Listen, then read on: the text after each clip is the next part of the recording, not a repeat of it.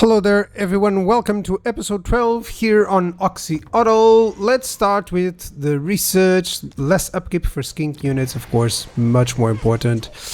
Let's get going. Should I well, I always wonder whether I should go for more units or just develop some buildings, but in this case Chocomel, I don't know how to pronounce it, but Chocomel, he's gonna have some units. I'm gonna send the units that for the other guy. I'm gonna recruit the units for the other guy, and I think at later on I'll just regret it.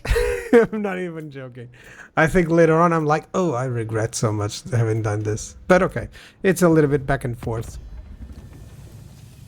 So let me check diplomacy. Quickly, just browse through any possible deals. There's nothing. Cult of Stack. Yeah, it's my reliability that is causing me issues right now. It has to grow because I kind of betrayed some guys.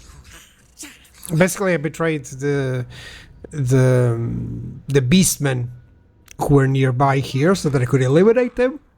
And the biggest problem with that is that it still tanked my reliability. So now it's time to go against Zinj. And one of the things is I wanted Zinj and Teclis to battle it out until I can just, take up the space of both, honestly, because that will be the solidest base ever. That alone can give me the income that I need. And you don't, starting in this location for Oxyotl is great because he doesn't have, a lot of issues once you conquer the southern Chaos Wastes. Then you're fine. Like there's really no pressure whatsoever for having too many armies, and you can build up a little bit. So hopefully I can build up to the point that I'm like turn 100 and I have more than everything that I needed. So I do need some 10,000 here and to deal with that Nurgle army. I don't want to have a war with Caravan of Blue Roses, which is a problem. I really don't want to have that war. And I'm wondering whether, I can do all of them or not. Because that's the problem with Oxyotl. You kind of have like 6 turns to achieve 3 teleports. And that means Oxyotl is always jumping up. And he can never reinforce properly for, normal conquest. So at the same time, that is also good. That's how I earned a couple of outpost ideas there and how I'm developing already in a couple of locations. So it's always one of those situations where it kind of helps. So I am going to travel, but after doing a little bit of a different idea. There we go, let's take it out, and I can do a decisive, but I kind of want to showcase how this goes against Nurgle, because he's a level 1 lord, so he's not going to do too much. So these units, I'm going to try to take out the plague drones, if possible, anything else that has demonic, which is almost everything.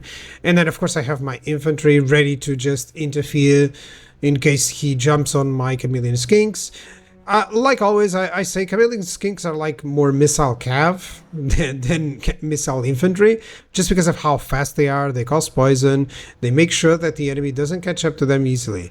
So I'm going to invade with the infantry. Of course, I'm going to send them in, and of course, I'm going to retreat them. But it's not like they have to retreat immediately. They can do a ton of damage, especially to these pox riders. I mean, it doesn't look like it, but they're super accurate right now. And I stopped attacking them because they're gonna die. Just because of the Mortis effect. Oh goodness, that's so OP. Like, they are fast units. About some of the fastest in Nurgle roster. And I already destroyed a couple. And I'm going for the third one. This is straight up ridiculous how fast they can melt. Honestly. But yeah, that's what I love about those units. So he's engaging here with a couple of more the pox riders and some more drones, the plague drones. And I already destroyed the other plague drones, and I am going to be able to destroy yet another unit of frogs. Oh goodness. Especially with the Bastiladon solar engines, they're still doing quite some damage. And he's gonna try to jump in over this guy, but unsuccessfully. Let's send the Bastillodon first to stop their attacks. Remember, the Bastillodons have a great thing now. They're massive tanks, they're immune to flanking. So they don't get issues when they are surrounded, which is perfect for their role. You don't need them to you need them to tank. You don't need them to cause damage. You know, you have other units that can do that damage. So I really like that.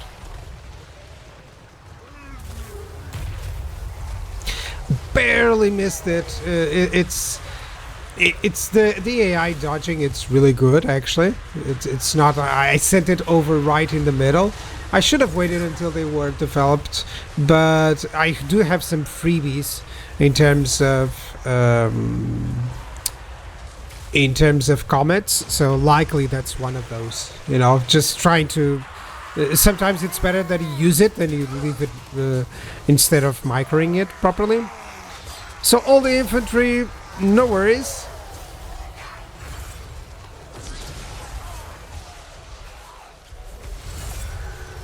But yeah, you can see now finally I've put my chameleon skinks over here to the other side so they can deal with those Forsaken. Forsaken are really good and tough, so you gotta be careful with those.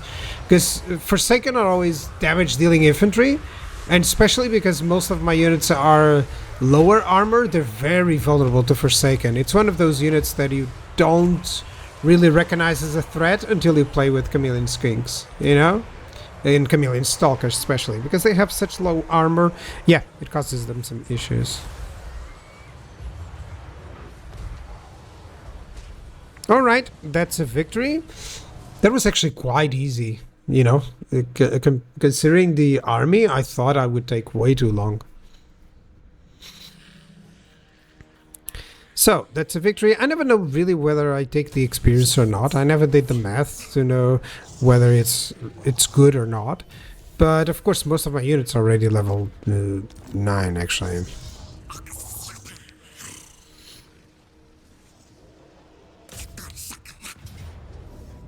Alright, let's just eliminate the army here.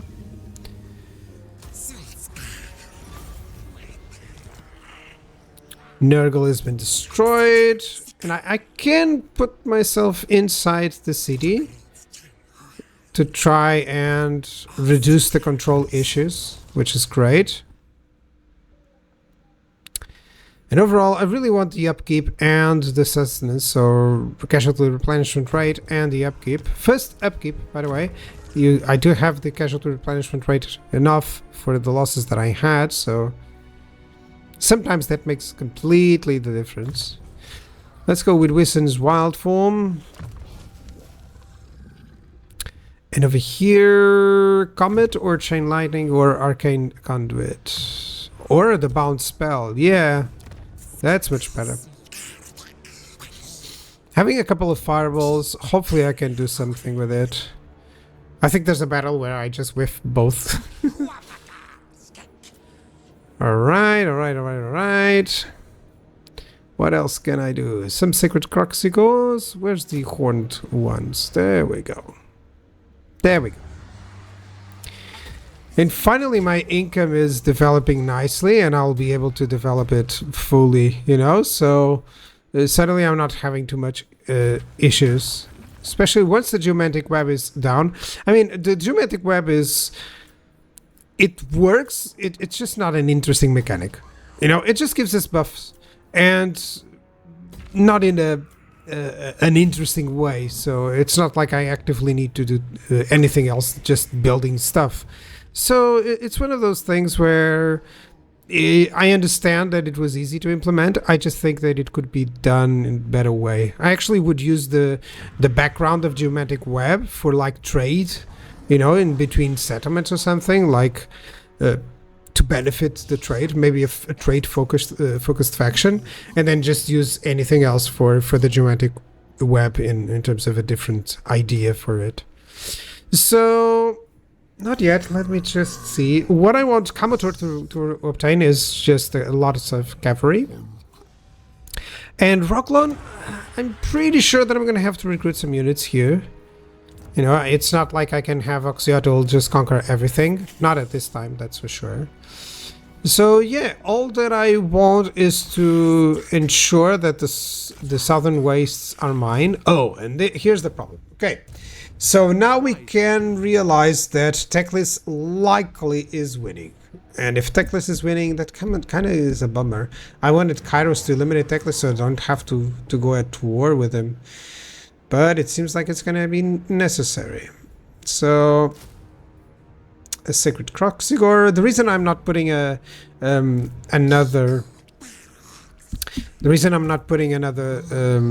unit of cavalry is because I have an ROR unit there. Yeah.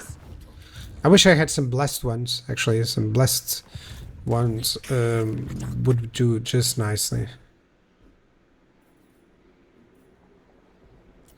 Okay.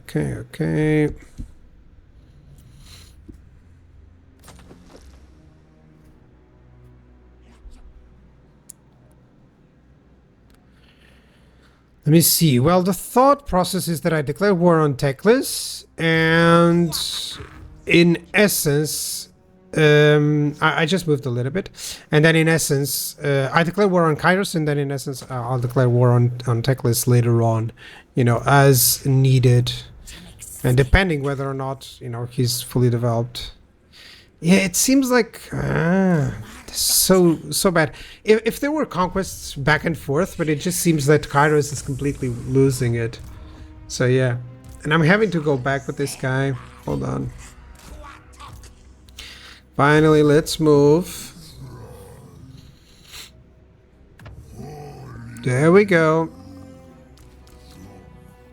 There we go. 19 only, so I don't know what other unit I could get over here. I think the biggest problem is the Blessed Skinks, that I don't have everything. Should I get the Stegodon here? It doesn't fit, the one Blessed Chameleon Skink should do no problem. Yeah, that should be no problem. That's the army. I can call it complete and that's it. This is just to ensure, that... for instance, Oxyotl is still going to be developing, and he's going to leave some of his dinosaurs to others, but with the main idea that he is going to get some more dinos, actually. And likely I'm going to lose the red-crested skinks here and there, I want the upkeep on these places so that as soon as I arrive there, it's going to be fine. And now you're going to go back... Okay, what do I build? Control would be nice, but it would be nice also to have a secondary recruiting province. Yeah, let's get some scrying pools, I think. Yeah, I think it's cool. I don't have much gold here, but there's no point for that one. Oh, that's cool. Let's get for the extra income. Rebellion in 3 turns. I think this is caused by a mission that I didn't accomplish. You got to be careful because the negative effects, if you don't do those, they will affect you. But overall, sometimes it's beneficial to you. Instead of sending Oxyotl, it's beneficial that you instead of jumping all around with him and getting a lot of declarations of war everywhere, sometimes it's beneficial that you don't and you just solidify, especially in the early game. Then later on, Oxyotl is just going to be, traveling the whole world, destroying chaos and getting money for it. So, what do we have here? I'm going to declare war next turn. Yeah, let's get some more income. Finally, I'm getting income. And the problem with the Lissaman really is how expensive the buildings are and everything. You have like 3-4 special buildings. It's annoying to the buildings with the Lizardmen, and I would love another approach to like choose this or that. They've done that with Kislev, and I think with the Lizardmen it would fit right in. Like, instead of, you have one building slot and you can then upgrade to a Star Chamber or to another one. Maybe it could be the defensive building, that could upgrade to the Star Chamber or to the spawning pool. That sort of idea, I think, would work wonders for the Lizardmen. Like, just have the infrastructure diverse, a little bit.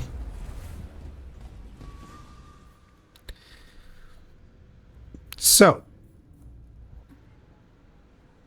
we are going to take care of Kairos. Okay, so I'm not going to declare war. I'm going to ask to join a war.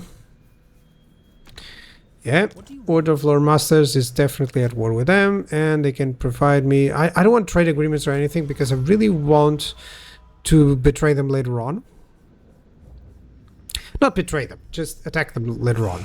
And Oracles of Siege only has 2. I wonder if it's over here or if it's one from the Changing of Ways. If it is one from the Changing Ways, I'm toast.